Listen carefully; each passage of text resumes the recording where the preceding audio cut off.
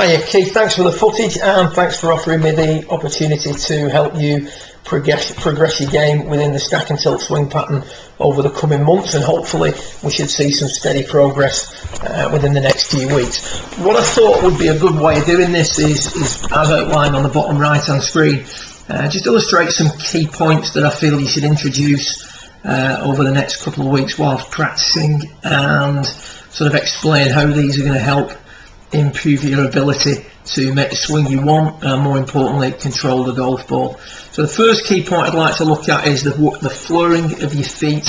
If you look at Charlie Wee on the bottom left hand screen, you can see here that both feet are turned out approximately 25 degrees. That's really within the pattern. I mean, we prescribe 20 degrees minimum, sometimes up to 30-35 degrees depending on the pupil. If we look at yourself, you've got quite a square trail foot, quite a square right foot, and quite an open left foot.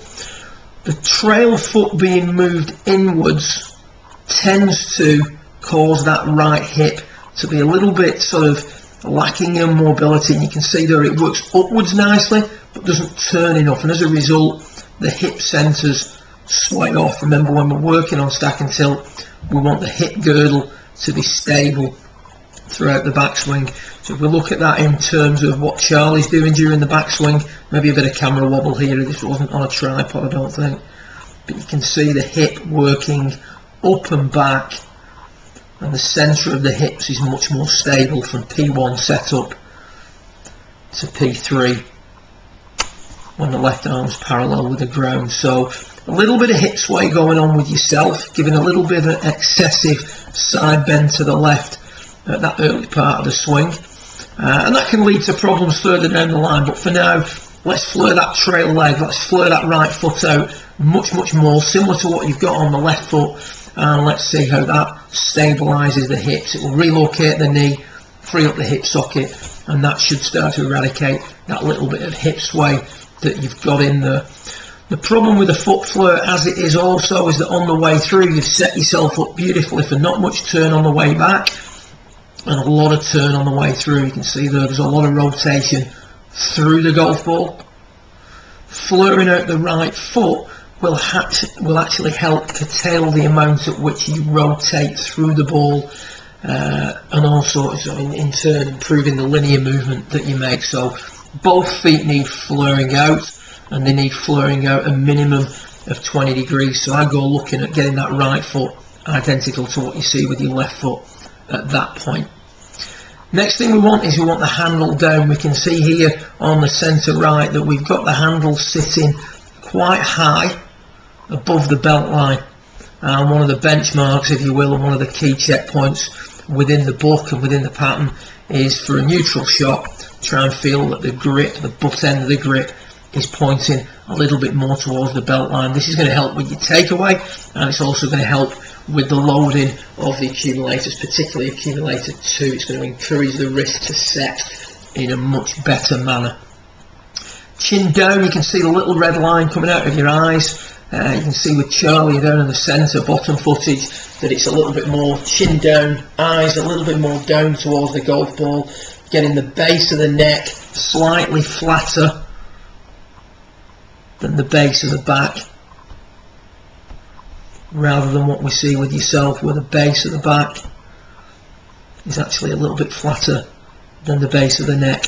This position of the eyes and the chin and the effect it has makes it difficult for you to make that left shoulder work down for long enough, and then you've got to work too hard and compromise other movements. So just tilting the eyes down a little bit so you've got the handle down and the chin down to give you better eye tilts.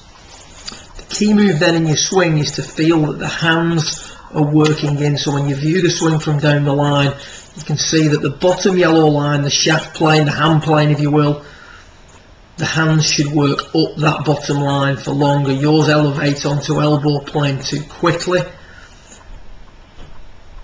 rather than staying, and this is what I put in the brackets, this is going to feel that the hands are staying lower. You can see the handle's lower at P1, and once the handle is on the appropriate line if you will, so once the handle is on the yellow line on hand plane, just play yours back. So we need to get the handle down And once the handle's in the appropriate position, we can get the hands working in more. Inward and upward is the feeling. It's going to be more inward with you, because you can definitely see there's plenty of upward in there. And the hands will feel lower. So if I stop you at P2 and I take Charlie to the same position,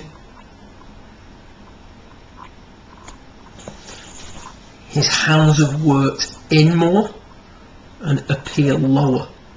So that's the feeling. It's definitely going to feel lower. Then if you watch the swing progress, because of the setup differences and because of the hands working in lower, Charlie's able to keep the arms, the tops of the arms, attached to the torso throughout the golf swing.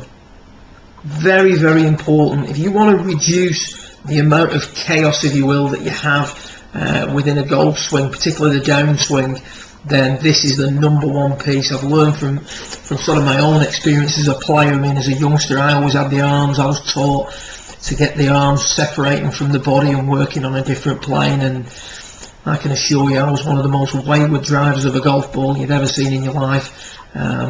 Fortunately, I met Andy and Mike. My ideas changed slightly, to say the least, and I think if I had to take one thing that has helped me more than any other, it's the ability and the understanding of how important it is to keep the arms attached to the torso throughout the golf swing.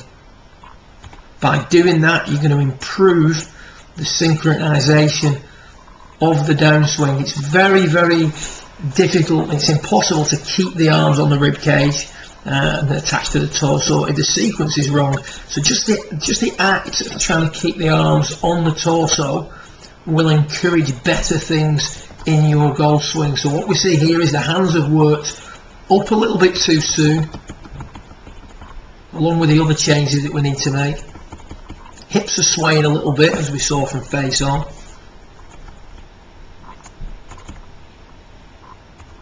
And then if we just synchronise these, and if you just pay attention really, in fact, if I get rid of the other windows, and we just focus a little bit more heavily on your keys, if you will.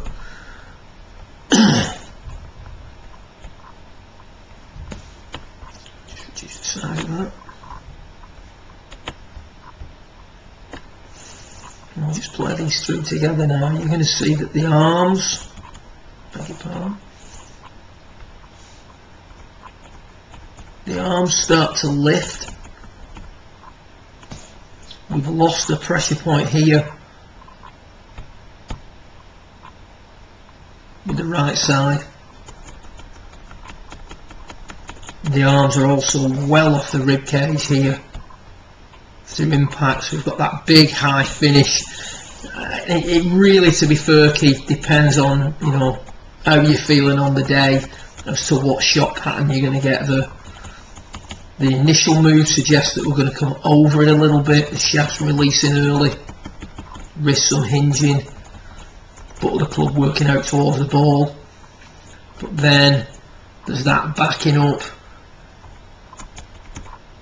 and attempting to rescue it as you push up off the ground a little bit earlier than prescribed in an attempt to get the club back on the inside. And that high exit would suggest a player's come too much from the inside, so there's a little bit of stuff going on there that's making it hard for you to synchronise things.